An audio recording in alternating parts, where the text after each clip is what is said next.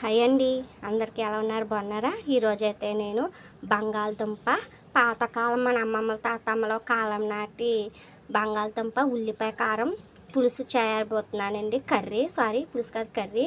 దానికి ఇలాగా 4-5 ఉల్లిపాయలు తొక్క తీసి అందులోనే ఉల్లిపాయ ముక్కలు ఒక జార్లో వేసుకుని దాంట్లో ఉల్లిపాయ ముక్కలు కొంచెం కారం సాల్ట్ వేసుకుని ఇలాగా కచ్చాపచ్చాక పేస్ట్ చేసుకోవాలి. బంగాళదుంపలు ఇలా స్కిన్ తీసేసి కుక్కర్లో 2-3 విజిల్స్ ఉడికించేసుకోవాలి. తర్వాత చింతపండు రసం అండి, సాల్ట్, పసుపు, ఎండుమిర్చి, ఆవాలు, జీలకర్ర, మినపప్పు, కరివేపాకు అండ్ చిన్న బెల్లం ముక్క.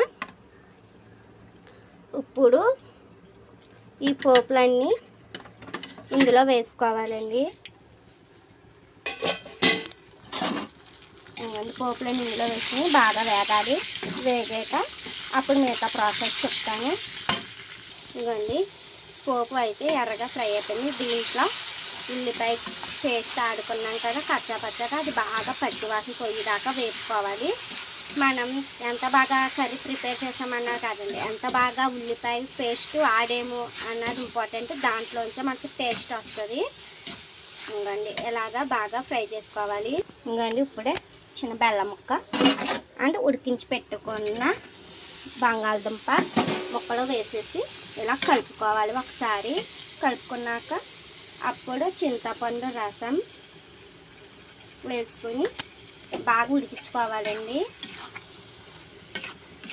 అవసరం అయితే కొంచెం వాటర్ కూడా వేసుకోవాలి. కొంచెం పలచగా కావాలి అనుకున్న వాళ్ళకి మనకైతే సరిపోద్ది. ఇంకండి ఈ రెసిపీ కూడా మా ఆర్యవేశ స్పెషల్ రెసిపీలో ఇదొక కర్రీ రెసిపీ అండి. ఈ బంగాళదుంప ఉల్లిపాయ కారం అన్నది టేస్ట్ అయితే చాలా చాలా టేస్టీనెస్ లెవెల్ ఉంటుందండి. కానీ చేసుకుని ఇలా చేసుకోవాలి. ఈ కర్రీ ఒక 2-3 డేస్ ఫ్రిడ్జ్లో పెట్టుకుంటే ఒక 2-3 డేస్ స్టోరేజ్ ఉంటుందండి మనకి. అంతే అండి, అయిపోయింది మన గుమ్మగుమ్మలాడే బంగాళదుంప ఉల్లిపాయ కారం. అది పాతకాలం పద్ధతిలో కర్రీ అండి. ఈ వీడియో మీకు నచ్చిందని నేను కోరుకుంటున్నాను. నిజంగా మీకు నచ్చితే లైక్, షేర్, సబ్స్క్రైబ్ చేయండి. మన అగ్రవర్ధక YouTube channel. Bye. Thanks for watching.